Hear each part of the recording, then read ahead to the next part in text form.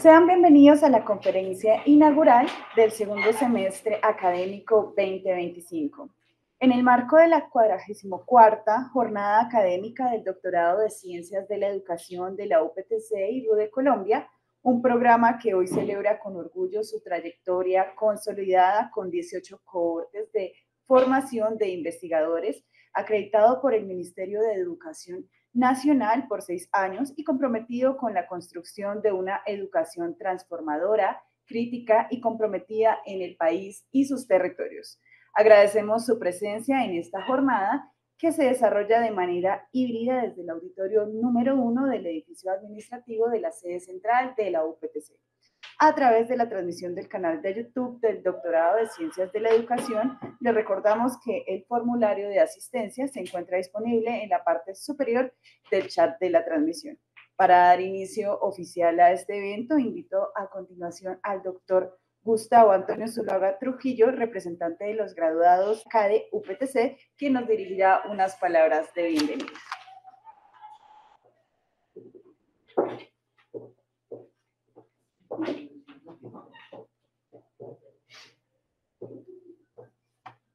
Muy buenos días para todos, qué bueno tenerlos acá. Un saludo muy especial al doctor Alberto Preciado, que nos acompaña esta mañana, a la doctora Celina Trimiño, profesora de este doctorado, a nuestros estudiantes de las diferentes cortes que se hacen presentes de manera presencial y de manera virtual. Tenemos hoy la oportunidad de inaugurar este segundo semestre del año 2025, pero también a su vez en esta semana vamos a inaugurar la Cátedra de Educación Rural que recientemente el Consejo Superior de la UPTC le dio una resolución especial para que pudiésemos actuar como cátedra y también realizar procesos importantes en el doctorado a nivel de investigación desde el punto de vista de la ruralidad colombiana, latinoamericana y del Caribe. Se trata de la resolución número 039 del año 2025. Entonces vamos a tener una semana llena de actividades académicas, formativas, evaluativas, que van a ser seguramente del interés de todos ustedes. Presentamos un saludo muy especial de parte de la doctora Sandra Liliana Bernal Villate, quien en este momento se encuentra en reuniones con RUDE Colombia y hubiese querido estar aquí con ustedes para saludarlos. Sin embargo, está allá también representando a nuestro doctorado de la UPTC en situaciones importantes que se vienen para el doctorado en red de RUDE Colombia. Por otra parte, también el señor decano estuvo aquí en horas de la mañana hace un ratico y les dejó un saludo muy especial y una recomendación de que seamos muy estudiosos todos, tanto los docentes como los estudiantes, de tal manera que podamos rendir e ir a la par con las necesidades de nuestro doctorado y cumplir con nuestros requisitos para graduarnos en el tiempo estipulado. Entonces es bien importante que ustedes, queridas cohortes, estudiantes, que tengan presente que el doctorado en Ciencias de la Educación de la UPTC está para servirles y para orientarles las inquietudes que tengan a bien respecto de sus actividades académicas y formativas. Por otra parte, quiero manifestar nuestro agradecimiento al doctor Alberto Preciado por su interés en querer participar y compartirnos en esta conferencia inaugural, no solamente del semestre, sino también de la Cátedra de Educación Rural de América Latina y el Caribe. Gracias. Bueno, en este momento presentamos al doctor Alberto Preciado, es doctor en Ciencias para el Desarrollo Estratégico. Él es de la Universidad Bolivariana de Venezuela, sociólogo de la Universidad de Antioquia, ha sido docente de Sociología Rural en la Universidad de Antioquia, trabajó como asesor del Sistema de Aprendizaje del Tutorial SAT con la Corporación de Ceiba en los municipios de Santa Rosa de Osos, en Terrios y Yarumal, Antioquia. Egresado de la tercera cohorte del Certificado de Estudios Afro-Latinoamericanos de la Universidad de Harvard. Es integrante del Grupo de Investigación, Justicia Social, Primo Levi de la Facultad de Derecho de las Ciencias Sociales de la Universidad Pedagógica y Tecnológica de de Colombia, categoría A de MinCiencias del Grupo de Trabajo GT en Procesos de Metodologías Participativas del Consejo Latinoamericano de Ciencias Sociales. Ha sido director y jurado en tesis de maestría, ponente en eventos nacionales e internacionales y autor de libros, capítulos de libros y artículos relacionados con ciencias sociales. Damos la bienvenida, ahora sí, al doctor Alberto Preciado.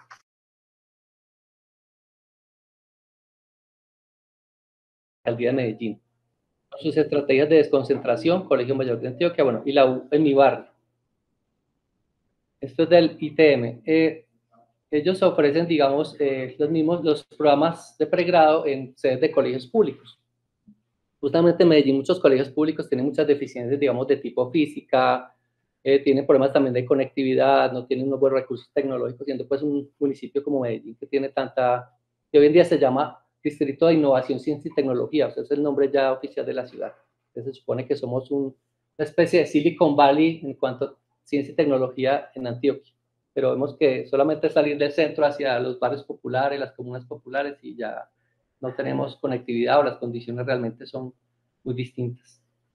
Entonces pude ver eso también directamente ahí. Entonces en esas universidades están dando programas allá en esos colegios en jornada nocturna para estudiantes trabajadores de 6 a 10 de la noche. Realmente ellos tienen becas también de presupuesto participativo, un programa que es de la Alcaldía de Medellín, se llama el PP.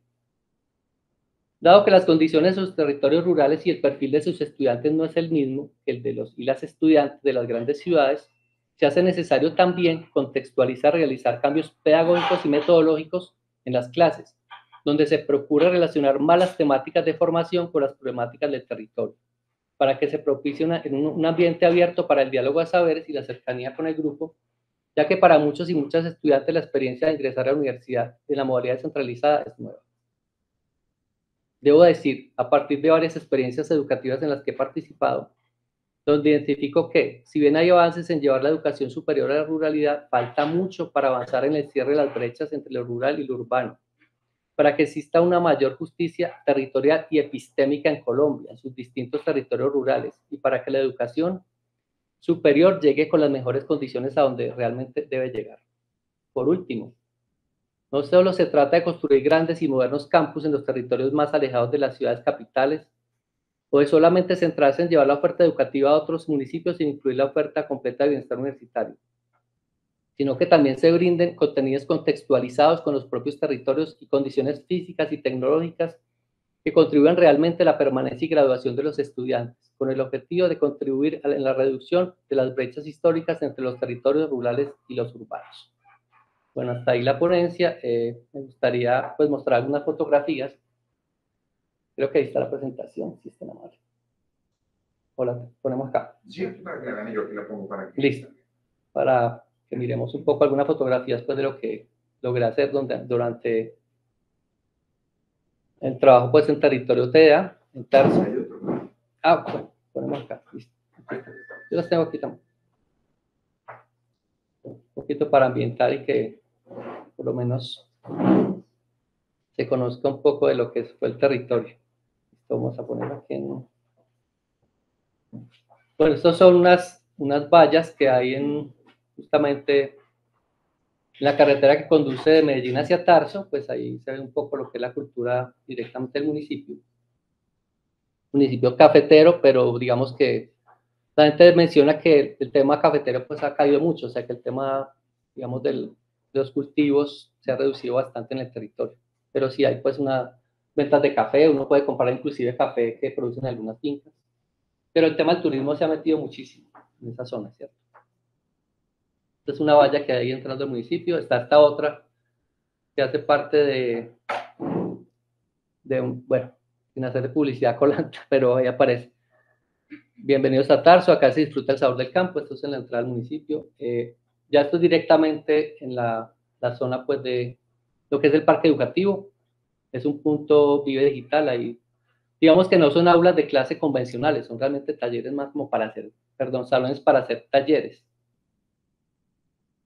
Entonces, inclusive no se disponía por lo menos de un tablero grande, eran unos tableritos pequeñitos y se hacía trabajo mucho como en mesas, como en talleres más para que aunque era un curso muy teórico, el curso de Introducción a Ciencias Sociales, pero traté pues como de incluir un poco más el tema del territorio, ¿no? Me interesaba muchísimo.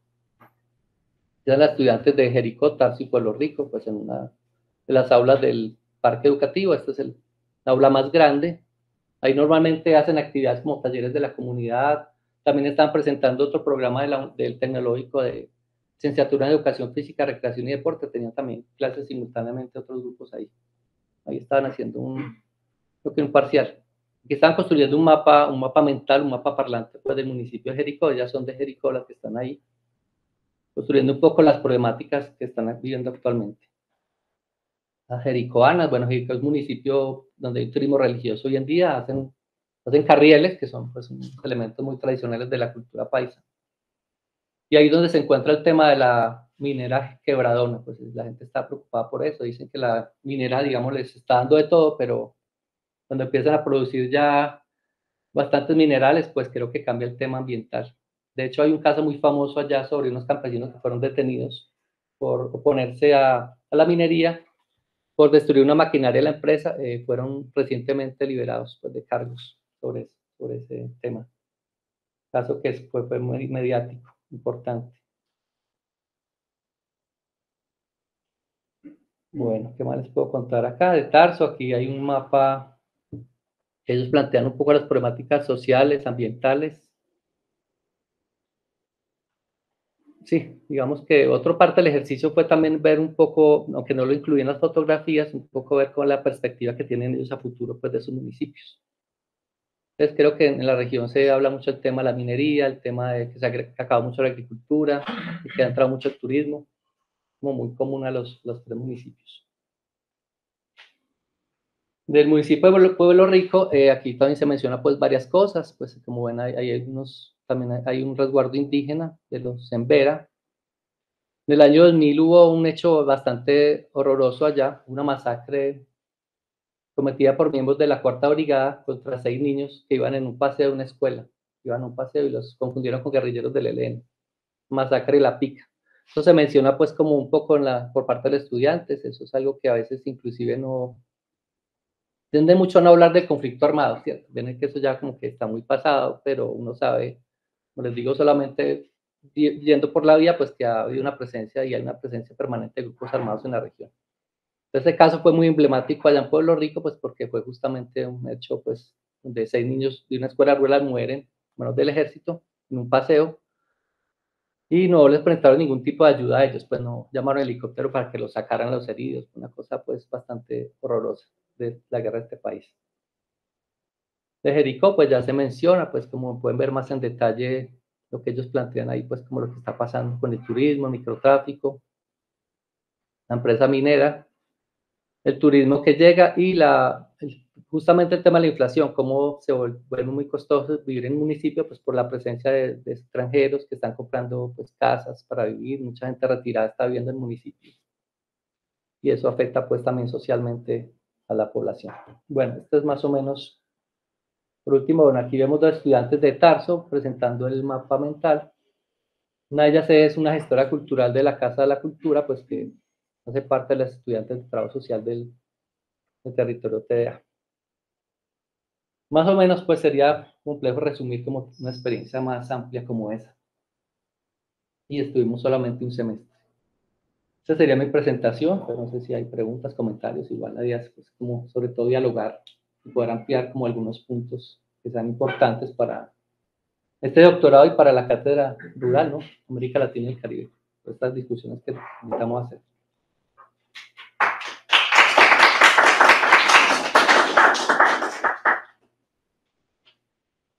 Bueno, entonces el doctor Alberto Preciado nos deja ver que las diferentes formas que hay en Antioquia para que la educación superior se acerque a los territorios con programas muy parecidos a los que había en las sedes principales de las universidades.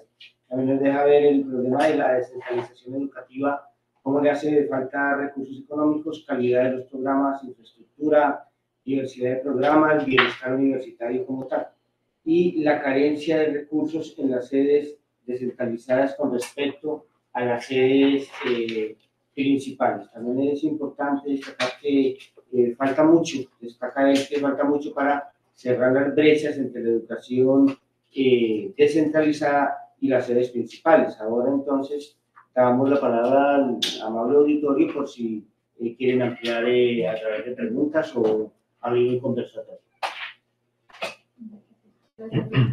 Muchísimas gracias. Mi nombre es Erika López, soy estudiante de doctorado en Ciencias de la Educación y precisamente mi tesis logra alinearse a la experiencia que su merced mencionaba en este instante. Reconocer los espacios rurales en Colombia, yo digo que necesitan y ameritan un reconocimiento singular y particular a cada una de las necesidades que se generan en el territorio.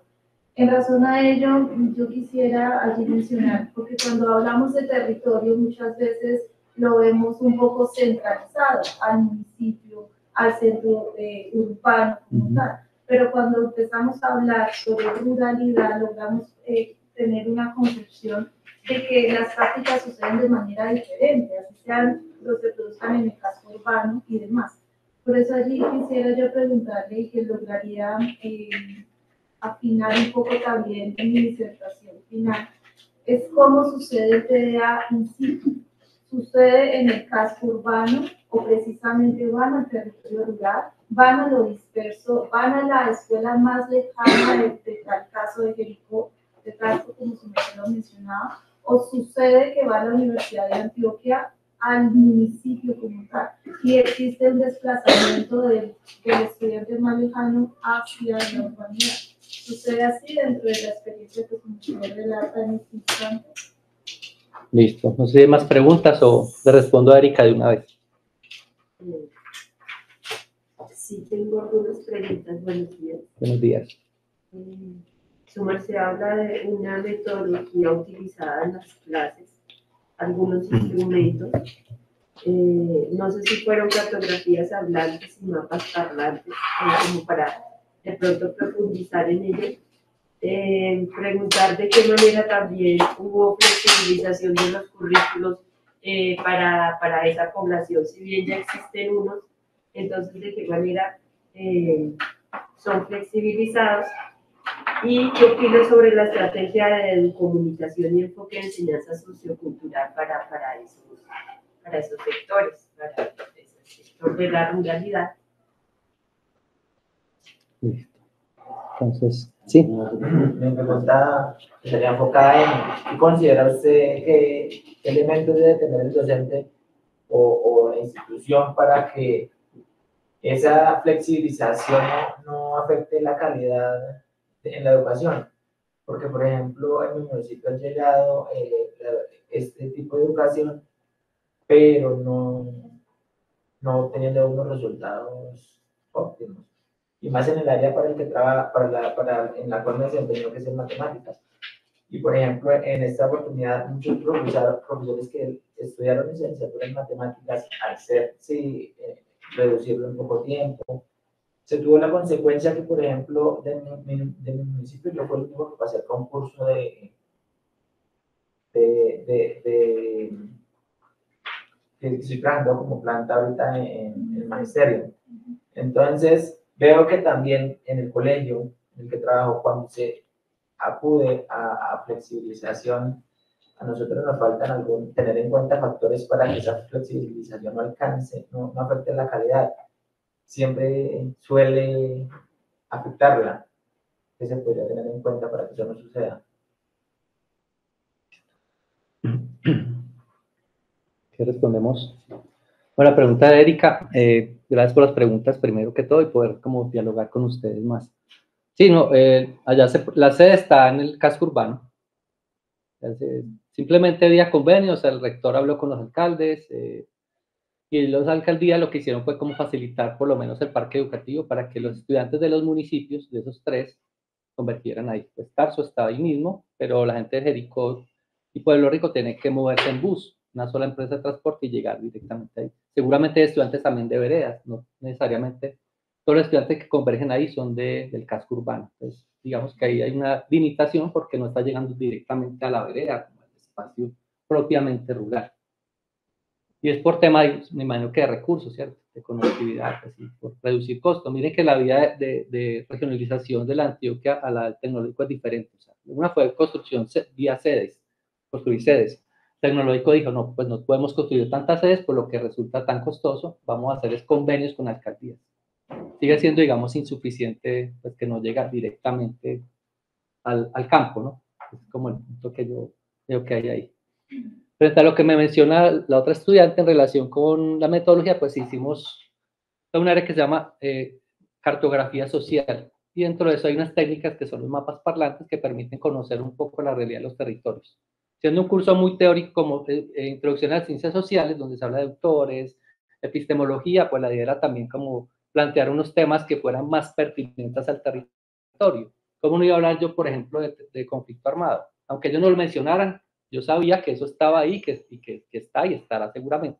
Entonces, la idea también era un poco como proponer esa discusión de que, bueno, aquí hubo un conflicto armado y un tema de memoria histórica que hay que recoger, y no podemos pues dejar de hablar de eso, aunque ya, digamos, no sea tan abierto, tan manifiesto como hubo en otras temporadas. Esas propuestas, digamos, más de flexibilidad me parecen interesantes. Digamos que la exigencia incluso en términos de asistencia que se hace a estudiantes de territorio TDA frente a los de Medellín no es la misma. A veces, en términos de, digamos, de ampliar cobertura, se flexibilizan algunos asuntos. ¿Hasta dónde afecta la calidad? Puede ser eso, sí, que digamos que a nivel de exigencia a veces no es el mismo.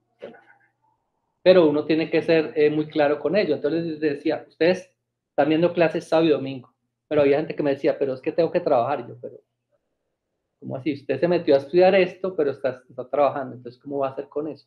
Y tiene que dedicar tiempo, porque una parte obviamente era la clase sábado y domingo, pero otra parte del tiempo es, digamos, lo que ellos tienen que hacer de cuenta propia. Entonces hay que balancear ese tema de, bueno, ¿cuál es la exigencia? ¿Hasta dónde ser flexible afecta o no la calidad? Entonces yo pienso que a veces las universidades, digamos, generan oportunidades, pero hay estudiantes que tampoco las aprovechan, ¿cierto? Uno ve que mucha gente va a la universidad, no sé, el caso de allá, tiene matrícula cero, les prestan computador, bienestar, bueno, van a clases simplemente a chatear. Algunos estudiantes, no hablo de todos, pues sí, no sé si es un asunto que está afectando a toda la comunidad en la época de la virtualidad, pero a veces hay que también ser muy exigentes con ellos porque, bueno, también son recursos públicos, uno paga impuestos, declara renta, financia eso, pues la gente también hay que decirles que eso no es gratis, o sea, que eso lo paga el Estado, pero uno también hace parte como ciudadano del pago pues de impuestos para que se financie todo eso. Entonces hay que hacer como un balance entre ese acceso, digamos, a la educación, pero también, bueno, cuál es la calidad y qué se está exigiendo pues frente a los estudiantes para que rindan y aporten a un proceso pues académico y social.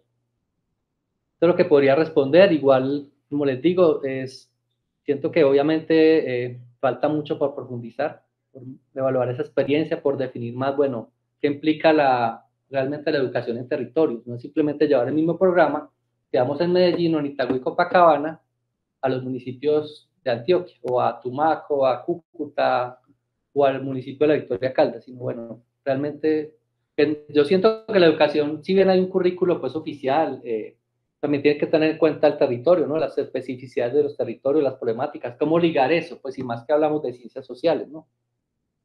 A veces nos quedamos en lo teórico, que es importante de los autores, la epistemología, a mí me encanta todo eso, pero también hay que ligar mucho eso, bueno, con cuál es la situación real de ese territorio, cómo hacemos para que esa educación, un área como matemáticas también, bueno, cómo hacemos para que sea contextualizada con el territorio también. Entonces ahí toca, digamos, pensar mucho metodologías creativas, algo mucho más contextualizado, más situado para la gente, ¿cierto? Lo que yo podría responder en el momento. Entonces, si hay más preguntas o comentarios. ¿Algún estudiante, profesor, quiere preguntar? Yo tendría allí una última, doctor, y se relaciona. ¿Qué cree usted que necesitaría el profesor, en su caso, si quiere así bien tenerlo en cuenta, para subir a la vereda más lejana? ¿Qué le tendrían que asegurar a su usted para que pudiese llegar a ese territorio, a esa ruralidad dispersa, para que subiera? Y lo que pasa es que, a ver, hay un tema con lo rural, digamos, más general, ¿no? Siempre se ha visto lo rural como, bueno, lo campesino, lo atrasado, se ha pensado como un asunto meramente productivo, técnico, no se le ha mirado al campesinado tanto como sujeto social y político, aunque, digamos, hoy en día hay unas declaraciones incluso en Naciones Unidas sobre campesinado como sujeto político. Entonces, creo que tiene que ver mucho con ese reconocimiento, o sea, cuáles son los incentivos para que un profesor urbano vaya a una zona rural, ¿cierto? Más allá que esté buscando empleo y que no tenga otra opción laboral, que mucha gente, a veces la gente toma eso como un campadero, digámoslo así claramente. Es, bueno, ¿cómo hacemos para que esa persona se enamore, digamos, de la zona rural, ¿cierto? Es como ofrecerle esa diversidad que tiene, esa posibilidad, digamos, de conocer otra cultura, otras personas, de poder dialogar y sobre todo entender que la educación, como les dije hace un momento, no solo el currículo oficial, sino también este diálogo de saberes, como ese compartir con la comunidad, como conocer algo más allá de lo que nos dicen las cartillas, los manuales, los textos, que son importantes, pues yo no descarto lo escrito, pero es que esa persona, digamos, se pueda meter allá a hablar con la gente, digamos, desde el corazón, digamos, como diría Paz Borda, 100 años, sentir pensar, ¿no? Con la gente.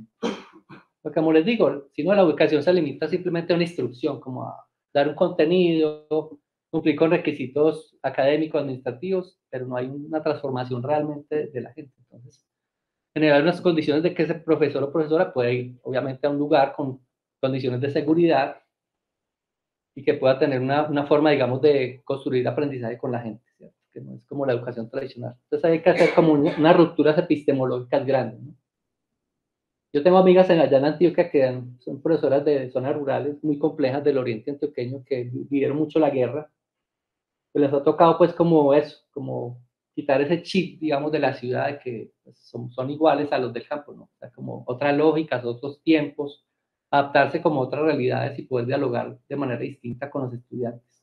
Porque uno viene de un entorno urbano, que uno diga, yo soy agrodescendiente, vengo de una madre campesina que nació en la casa por una partera, uno tiene ya muy metido pues el ámbito urbano. Es como llegar allá a ese territorio, en este caso Tarso o cualquier otro, y poder realmente dialogar con esas personas, ¿no? Porque en el grupo de Tarso pues teníamos amas de casa, bachilleres, funcionarios de la alcaldía, personas que trabajan en restaurantes, de campesina también, obviamente.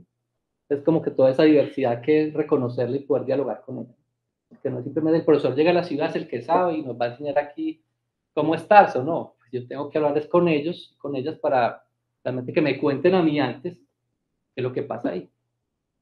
Entonces es como esa apertura también, digamos, mental para conocer otras realidades. Es un asunto muy epistemológico. Mi tesis doctoral yo la hice con una comunidad afro-venezolana en la costa del estado de Aragua. A mí fue muy complejo pues tener que estar en otro país, un contexto de no conflicto armado, pero hacer, digamos, negociaciones de tipo cultural, bueno, una persona blanca, andina, colombiana, entonces genera como, o hay unos temas de desconfianza, ¿no? Pues, ser blanco, entre comillas, una comunidad afro, ser colombiano, un estereotipo que se tiene sobre el colombiano, entonces llegar como a poder ser un poco más, muy transparente con ellos, ¿no? En cuanto a lo que se iba a hacer en la tesis doctoral, conocer un poco sus lógicas, dialogar mucho, escuchar.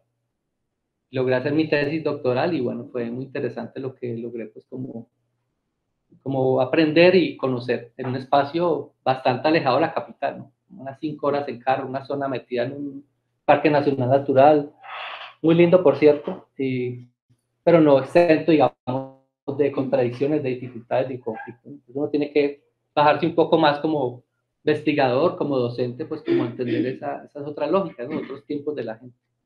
Pero no es fácil, digamos, porque la universidad no te prepara para eso. Te enseñan teorías, autores que son muy importantes, sin duda, hay que conocerlos. Pero es bueno que lo que hace uno realmente en el campo, cómo conversa con la gente.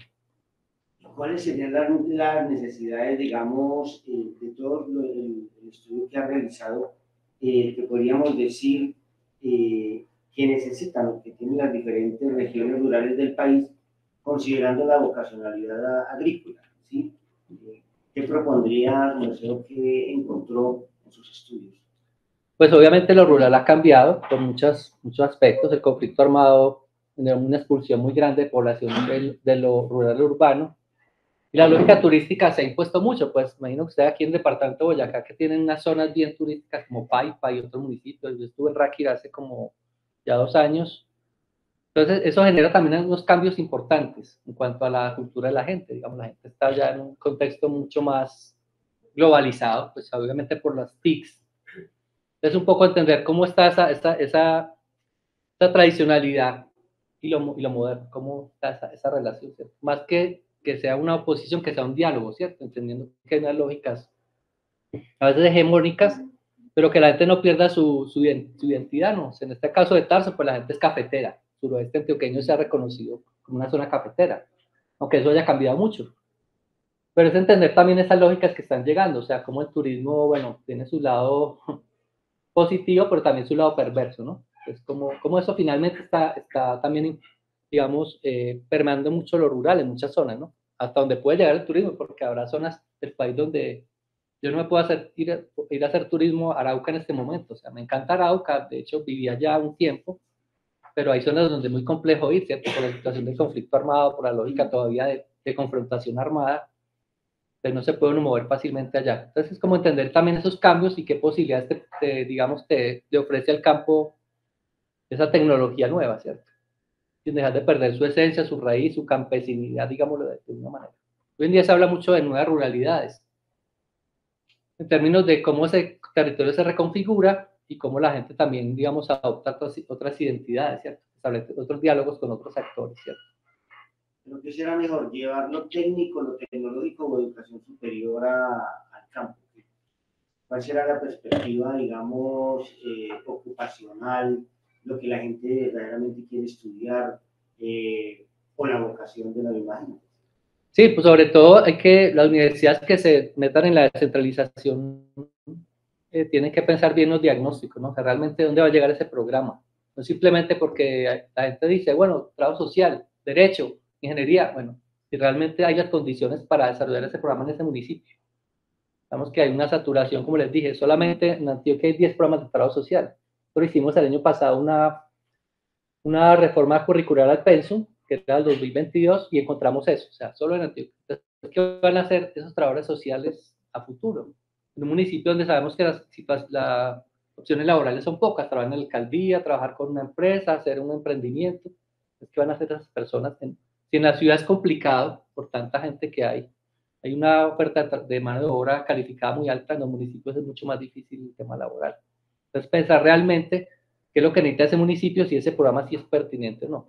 Pues porque la gente puede decir, yo quiero ser ingeniero de la NASA, pero si no tenemos una estación espacial en el municipio, entonces, ¿qué sentido tiene eso? Sabemos que hay muchas limitaciones en los municipios que tienen presupuestos cortos y que a veces la gente se dedica a eso, pues, que tienen finca, pues a cultivar, que tenga su negocio, su emprendimiento agroecológico, o lo que tengan, pues pensar en eso. Por lo menos veo que hay muchas tendencias en cuanto al tema agroecológico, o sea, hay muchas fincas que están haciendo como producción limpia, por ejemplo, algunos emprendimientos, digamos, agroturísticos, que puede ser una opción también para lo rural, ¿cierto? No quedarse solamente en como, bueno, las mismas actividades de siempre, sabiendo que hay unos temas también como globales de la economía, donde el precio del café, pues ahorita está muy alto, pero puede caer en cualquier momento. Entonces, algo que sea realmente sostenible.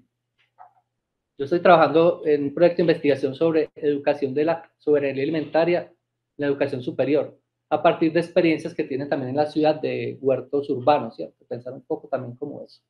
Es como volver a establecer ese vínculo entre lo rural y lo urbano a partir también de la producción de comida, ¿no?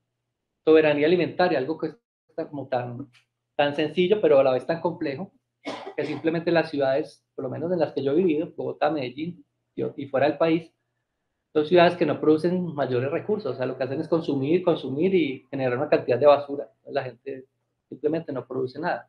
En el campo la gente dejó de producir en muchas zonas porque la guerra pues lo sacó.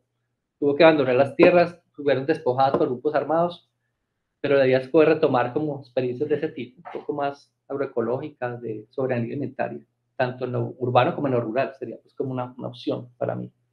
Bueno, y dentro de esos currículos, es decir, en la universidad le dice a usted, bueno, las clases hasta esta sede que está descentralizada, y también le indican sobre cómo incluir en el currículo los saberes ancestrales y las prácticas locales en los currículos de la educación superior rural. Depende de los programas, por lo menos en trabajo social, creo que hay una discusión muy interesante sobre lo que es investigación y acción participativa, sobre todo se enfoque, digamos, desde la educación popular, desde las pedagogías críticas frente a eso. De pronto hay programas mucho más técnicos que solo se centran como en la solución tecnológica y no no problematizan sobre eso, ¿cierto? Yo sé que por lo menos ahí este año se crearon unos programas nuevos, como ingeniería agronómica, que seguramente lo van a ofrecer en muchos municipios, pero tiene que ver mucho con la formación misma del programa, ¿no? ¿Cuál es el enfoque, digamos, pedagógico, curricular que tiene el programa frente a lo que se va a ofrecer en el territorio? Y en cuanto al arraigo cultural de los jóvenes, ¿ellos qué preferirían? Digamos, dentro de lo que usted logró conversar con ellos, irse a la ciudad o que la universidad siga allí al campo. Por lo menos en el suroeste conocí varios trabajadores sociales graduados, de hecho en sedes de la misma subregión, de Ciudad Bolívar, por ejemplo. Y algunos ya inclusive trabajaban en el municipio, entonces decían, pues, uno les gustaba quedarse ahí en el municipio, pues, porque saben que lo complejo que es vivir en la ciudad. Siento que la apuesta tiene que ver con eso, con generar realmente opciones después de que la gente se gradúe en el municipio. O sea, que es un proceso mucho más allá, no solo de la formación, sino también, bueno, qué opciones se van creando en el propio municipio, en la propia subregión, para que la gente pues pueda seguir allá, ¿cierto? Simplemente yo me gradué de trabajo social de Tarso y me tengo que ir a Medellín. ¿A qué? Trabajar en una papelería, que es un trabajo pues digno, pero que no es parte de su formación, ¿cierto? Entonces, creo que hay una opción hoy en día de valorar un poco más lo territorial, lo rural, frente a las dificultades que presenta la ciudad, y sobre todo Medellín, que se volvió una ciudad tan costosa para vivir por el turismo, por la gentrificación. Entonces la gente, uno de los estudiantes apenas salen a vacaciones, ahí mismo se van para sus municipios, porque no pueden seguir pagando arriendo, tener una cantidad de costos pues, que no pueden cubrir, o tienen que buscar unos empleos adicionales para poderse sostener en la ciudad. Creo que hay una pregunta por acá. Sí, adelante. Muy buenos días para todos. Mi nombre es Janet Gómez de Gasco. Estoy colaborando con el doctorado con seminarios. Me gustaría, a partir de esta experiencia, poder de pronto conocer su opinión sobre o plantear como que qué se podría o cómo se podría generar una propuesta educativa que medie entre lo que se requiere en el territorio rural y otras expectativas que puedan también tener los estudiantes, porque no también considerar que ellos pueden también explorar hacia otras cosas que no necesariamente esté ligado con las necesidades de su territorio. ¿Cómo mediar esa propuesta educativa en ese sentido?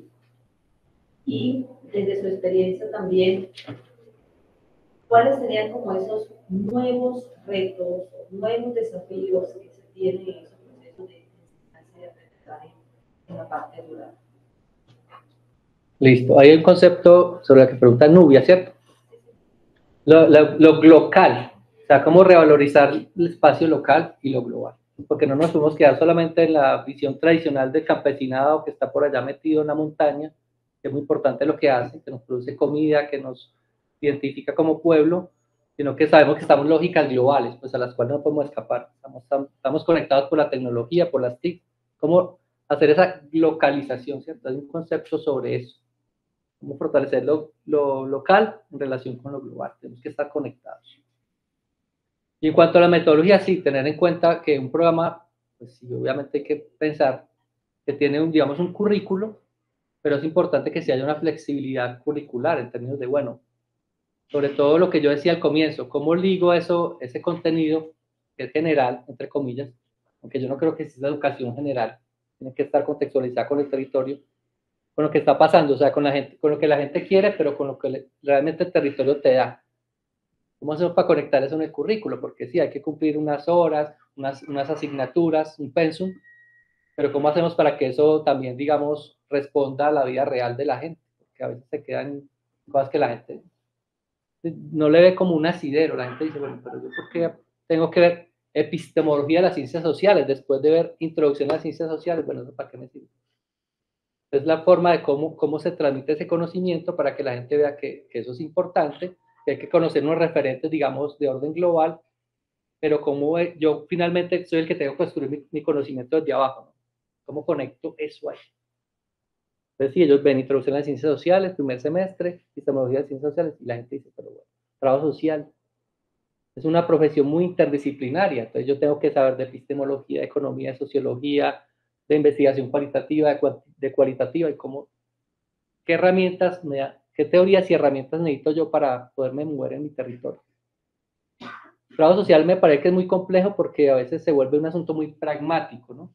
Yo necesito es manejar herramientas, pero no, si yo no tengo una postura epistemológica, teórica, metodológica, como la tienen ustedes en doctorado, sobre el cual supongo han discutido muchísimo, pues simplemente yo me vuelvo un instrumentalizador de técnicas. Y el objetivo de un profesional no es ese. Usted tiene que cuestionar su realidad y ser una persona realmente transformadora. Entonces, no se puede obviar en la formación esos aspectos. Pero sí tratar de que tenga que ver también con temas y problemas de la propia región para que la gente vea como realmente un sentido a eso, ¿cierto? Lo que yo podría, pues, como responder sobre eso. Y las universidades que le están apostando a la descentralización y sobre todo a llegar a los maestros hacia la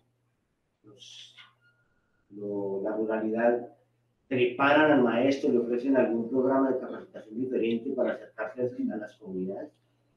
Bueno, en el caso mío, no. Digamos que mi caso tiene que ver más con mi formación previa, que trabajé en el SAT, Sistema de Aprendizaje Tutorial en Educación Rural, hace muchos años, pero digamos que no te dan unas herramientas específicas para decir, bueno, ¿cómo va a ser la formación en territorio TDA? Creo que ahí falta muchísimo la formación de los docentes y las docentes. O sea, que no simplemente te tiren al territorio, a ver cómo te va y cómo te defiendes, sino que realmente tiene que haber una formación previa para que, bueno, por lo menos tenga clara una palabra como contextualizar, como conocimiento situado, cosas como tan básicas para usted saber que usted va a dar una clase en un territorio con unos grupos poblacionales que son muy diversos. Entonces ahí falta formación frente a eso. ¿Algún incentivo especial le suben el sueldo? No. Hace parte, en el caso mío, hacía parte de mi carga laboral, pues de mi carga docente. Sino que el primer semestre fuimos los ocasionales de tiempo completo, que ya de por sí teníamos una carga bastante grande, con clases en la ciudad, y nos tocó en territorio sábado y domingo. Ya el semestre siguiente ya contrataron muchos profesores de cátedra. Y una parte también en algunos municipios se hacía de manera virtual por temas de orden público en algunas regiones. Entonces, algunos cursos, algunas asignaturas fueron virtuales en algunos municipios. Porque es que hay municipios que quedan a 8 horas de Medellín, o sea, y municipios en Urabá, apartado San Juan de Urabá, que es 8 o 10 horas de viaje. Entonces, había que tener en cuenta muchos aspectos, digamos, no solamente lo administrativo, lo logístico, los viáticos, sino también la posibilidad, pues, de poder llegar al menos a la sede urbana, ¿no?, del municipio. Pues ahí falta mucho formación. ¿De alguna tasa de permanencia estudiantil, digamos, el que inicia, termina el programa? Lo que pasa es que esa experiencia, por lo menos trabajo social, ya deben estar en el segundo o tercer semestre. Entonces habría que ver si había una tasa de deserción, digamos, del primer al segundo semestre. Pero si uno notaba que había dificultades pues, de algunos estudiantes, pues de algunos retomar el proceso educativo después de muchos años. Y a pesar de que la universidad fuera flexible en muchos aspectos con ellos. Entonces ahí habría que mirar un poco más el impacto, por lo menos a 4 semestres, ¿cierto? ¿Qué pasó de los que entraron el primer semestre? Si todavía permanecen o cuántos han desertado y por qué han desertado. Porque es verdad que el tema de la deserción es un tema muy complejo, no solamente simplemente que no asistió, sino bueno, cuáles son las condiciones socioeconómicas para que usted pueda permanecer en un proceso formativo y graduarse, que es lo que plantea pues, la universidad. Y por eso les ofrecen bienestar, educación, cultura, matrícula cero, otros tipos de incentivos para que puedan terminar pues, y graduarse en la universidad. Bueno, una pregunta con respecto a nuestra cátedra de Educación Rural Latinoamericana y del Caribe que estamos iniciando en el día de hoy, a la par con la inauguración del segundo semestre académico de nuestro doctorado. ¿Cuáles serían, digamos, como las perspectivas para una cátedra de Educación Rural? ¿Cuáles serían sus recomendaciones? Bueno, una cátedra muy pertinente, por cierto. Sería como mirar cuál es el panorama actual en materia de educación rural. Por ahí creo que traemos un libro sobre el tema, un poco ver cuál es el panorama de lo que está pasando en la educación rural en Colombia. O sea, ¿qué ha habido en la educación rural? ¿Cuáles son esas dificultades y cuáles son las potencialidades que tiene la educación rural en Colombia? Entendiendo que está la educación primaria, secundaria y recientemente la oferta de programas de educación superior en territorios rurales. Habría que ver un poco cómo se está manejando en esos ámbitos, ser como digamos, un estado del arte, digámoslo, primeramente, o un estudio de tendencias, como se puede llamar de otra manera, qué está pasando en esa materia en Colombia, y mirar en comparación con otros países, ¿cierto? Que de pronto tengan un tema de educación rural fuerte, porque yo siento que el tema rural acá se ha visto, como les dije, de manera muy sesgada, como el tema del conflicto armado que está en los territorios, como el tema de lo atrasado, de lo que se quedó por allá en el pasado, de que muchos jóvenes migran del campo a la ciudad porque quizás ven que no hay futuro en lo rural o fueron desplazados simplemente. Entonces pensar como toda esa dinámica. Siento que en Colombia, bueno, en muchos territorios sigue muy vivo el conflicto armado y eso también genera limitaciones en todos los aspectos de la vida. Obviamente en el tema educativo no escapa ese asunto. Entonces, hacer ese panorama, ¿no? Estudio de tendencias, mirar un poco en qué estado está actualmente la educación rural en el país para cómo retomar esa cátedra y bueno, por qué fortalecerlo y por qué es importante que la UPTC pues piense, que entiendo que ustedes tienen unas sedes también en otros municipios y cubren un territorio pues también de importante de este departamento, de Casanare también, entiendo que tiene una sede en Agua Azul. Entonces pensar eso y entender que cada territorio es diferente, ¿no? Que tienen cosas en común, pero que tienen particularidades. Entonces sería lo que yo propongo, hacer una investigación o un estudio de tendencias. Gracias, bueno, doctora Nina. Sí, señor, buenos días, también Luis, pero a modelo, integrante también de la comunidad académica acá del programa. Bueno, pues agradecerle compartirnos como esa experiencia vivida y como los avances que lleva la investigación. Me parece a mí que han habido pues, distintos elementos que nos llevan a pensar la conformación de nuestras propuestas investigativas. Bien lo ha dicho, estamos en otro momento, estamos en un camino en el que nada está dicho. Cada contexto tiene sus propias realidades, situaciones, si bien es cierto, un aspecto que no se escapa en casi ninguno de los lugares es la situación de este conflicto armado, pero también se dan otros elementos como el reconocimiento de las identidades culturales, se ha dado una nueva ley que tiene que ver con la educación indígena y que esto complejiza realmente las investigaciones en el tema, ¿no? Ya no solamente lo que tiene que ver con comprendernos en el manejo de una lengua, sino hay dialectos, etc. Entonces, la reflexión es en ese sentido, ¿no? Las propuestas lo que están diciendo es tenemos que pensarnos responsablemente en los compromisos que conllevan pensar en estas propuestas. No es simplemente hacer la extensión, llevar un programa que te ofrece en unas condiciones bajo unos lineamientos formativos y curriculares establecidos en la norma, sino más bien es hacer la distancia para esos contextos socioculturales con base en lo que ellos tienen, con lo que cuentan, sus desarrollos, sus historias, sus posibilidades, y también pensar en esa responsabilidad social con los sujetos que se esfuerzan por tener esa participación. Entonces, ya el problema no es la cobertura, tampoco la calidad, sino realmente pensar en ese compromiso que tenemos con estos contextos socioculturales. Me parece que esta es la vía por la cual las investigaciones tienen que andar. No generalizarlas, no podríamos. También, digamos, y lo vemos en su exposición, muchas situaciones que usted nos cuenta, nosotros también las vivimos particularmente por acá. Los conflictos son de otras órdenes, hay mayor o menor información, pero realmente sí, lo situado, lo pertinente, lo contextual, los actores y la responsabilidad de estas cosas. Gracias. Sí, solo agregar que frente a eso, pues como reconocer que en lo rural también hay diversidades, ¿no? Hay como, por lo menos en el tecnológico, una universidad grande con muchos estudiantes de muchos departamentos, de muchas subregiones del departamento de Antioquia, población LGBTI, como más, indígenas, afrocolombianos, gente inclusive de San Andrés y Providencia, raizales, allá metidos estudiando en distintas sedes de la universidad. Entonces entender como la complejidad de la diversidad, ¿no? Cierto que lo rural hay que también, no se quedó ahí, sino que lo rural también como que cambió, ¿no?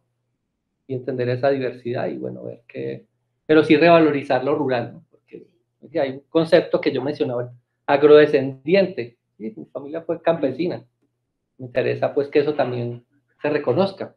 Entonces, si usted va a Jericó, la gente tiene una marca muy clara, cafetera, el carriel, bueno, hay unos elementos importantes ahí de la cultura tradicional, pero eso tiene que también dialogar con otras culturas y con otros contextos, no solo nacionales, sino globales, ¿cierto? Creo que el mundo está conectado, aunque sabemos que hay una brecha digital y social importante, que la conectividad no llega a todas partes igualmente, pero sí que la gente también puede como conectarse y comunicarse de alguna manera.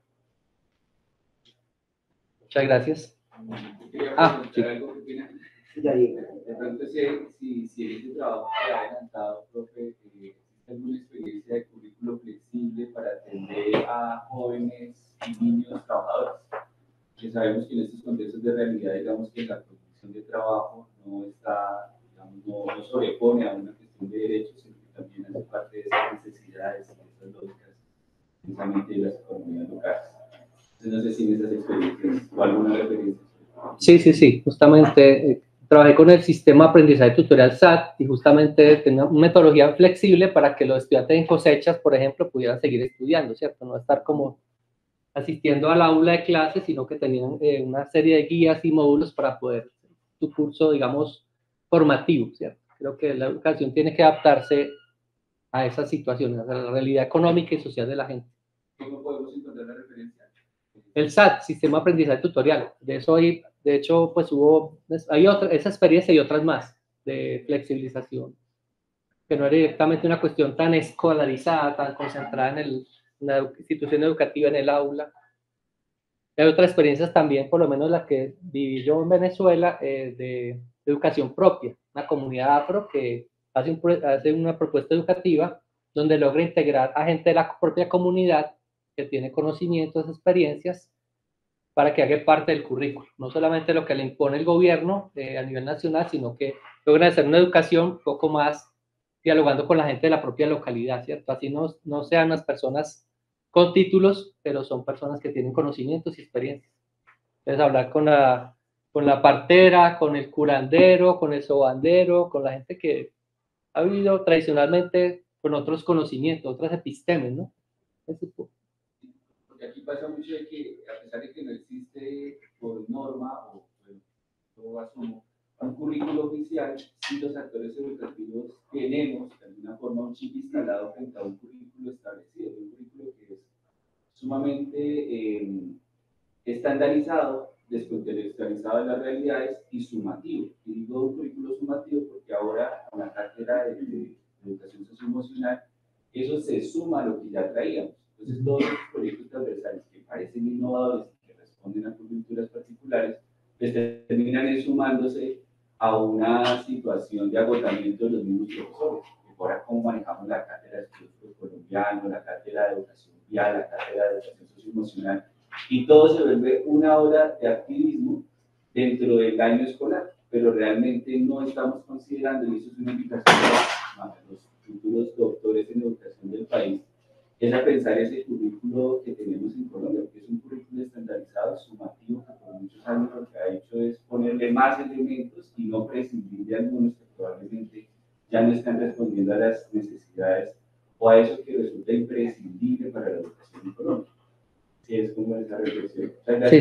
Sí, la cátedra tiene que pensar en eso, cuáles son los contenidos también, o sea, porque obviamente venimos de una universidad eurocéntrica, ¿no? ¿Por qué se crea el desarrollo? Porque se crea la facultad de sociología, antropología, como parte de un sistema mundo, de un concepto de desarrollo, ¿cierto? Y cómo hacemos para que se piense de otra manera, ¿cierto? Otra escuela, otra episteme, ¿no? Entonces pensar un poco que las comunidades campesinas tienen también su propio conocimiento, los indígenas, los afro, las comunidades tradicionales tienen otras formas de conocimiento, de escuela, ¿no?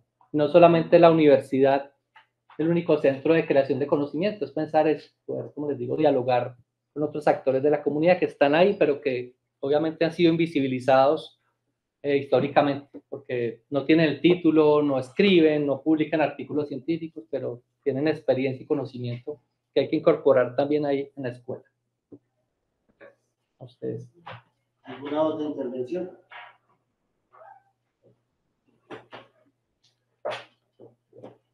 Gracias. Es un agradecimiento, doctor Alberto Preciado, por su disertación y por traernos acá también una forma particular de ver la educación rural en Colombia y en el contexto en el cual usted se ha desenvuelto. Muchas gracias a todos los asistentes, no solamente los que estuvimos acá en el auditorio, sino también a los que están conectados virtualmente.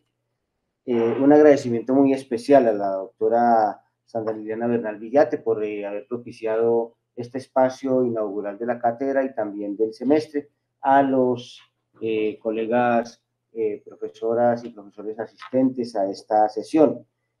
Ahora invitamos a participar en la conferencia Interacción entre Derechos Humanos y Democracia, que se realizará en el marco del Seminario de Profundización 2, coordinado por la doctora Celina Niño Velázquez. Se va a hacer en este mismo auditorio de la sede central de la UPTC a las 10:30 am con modalidad híbrida, presencial, virtual, y transmisión por Google Meet a través del canal de la UPTC, con transmisión en YouTube también, en diferido, de tal manera que pues tenemos la oportunidad de volver a ver estas conferencias y reflexionar sobre ellas posteriormente. Asimismo, invitamos a participar en las diferentes actividades que se desarrollarán en el marco de la jornada académica del programa, que empieza hoy y termina el sábado. Muchísimas gracias a todos.